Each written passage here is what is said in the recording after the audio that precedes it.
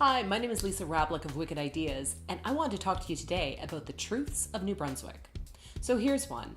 The first Friday of every month is always a bit of a downer in New Brunswick, courtesy of Statistics Canada and its monthly labor market survey.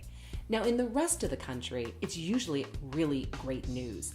But here, courtesy of the fact that we have one of the slowest economies in the country, it's not always a great day, as it was last week.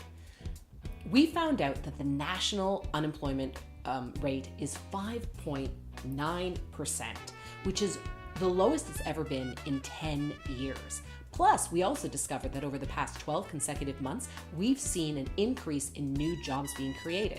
That's fantastic. But that wasn't the story we found out here in New Brunswick, because other than Moncton, which is having a good month, the rest of the province saw the unemployment rate rise to 8.3%. Now, I have written this story before, many times over the past 2 decades that I have lived and worked in this province, and I am tired of it. I don't want to tell this story anymore. Sure, the numbers change, but the story is basically the same. New Brunswick is lagging behind everybody else. Last week, the story was about labor markets. Next week, it'll be something else. Maybe it'll be about education reform, healthcare innovations, the lack of private sector investment in startups, or always the same story about population decline. I can't do it anymore. And we have to stop telling ourselves this story. We are stuck in a loop of our own making, and we need to get off. Now, there are already people in this province trying to make a difference, and that's great. And I would describe them as fitting into 3 main categories. The first is the optimistic group. They see New Brunswick as this wonderful, vibrant place where creative, happy people are working together in enclaves of new ideas. And in some parts of this province, that is true. And then there's the we have to make hard choices brigade that is warning us that we are barreling towards an impending crisis brought about by chronic population decline, economic malaise, and regional jealousies. And that story, though depressing, is also true. And then there's the third group that I like to call you gotta live here to get it, who believe that New Brunswick, despite it might be look a little worse for wear, but we always come together to work together to make life okay despite the elements that are barreling down on top of us. And they are also right.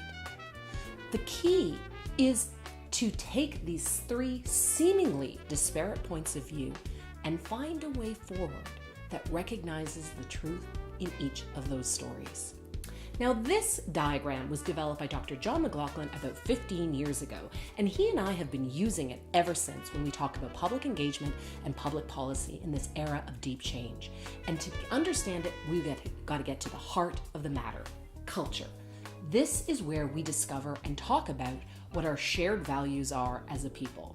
If we understand what we share and value together, then our institutions, that's government, media, schools, and post-secondary institutions, need to then reflect our shared purpose by talking and teaching what it is we mean. When we understand that, then we can build the infrastructure required to allow the free movement of goods, services, people, ideas, and transportation systems. When we have all that in place, then on top of that sits our economy, which, if it's running correctly and working and totally reflecting what we want as a people, it will create personal and community wealth. Now, how do we begin to do that? Well, it's by figuring out what it is we share.